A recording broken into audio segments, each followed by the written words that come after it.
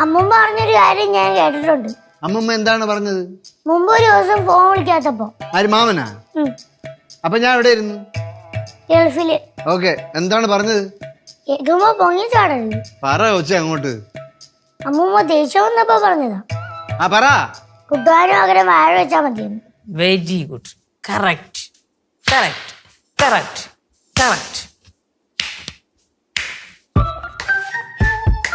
കൊറേ വന്ന അടിച്ചാൻ. ആ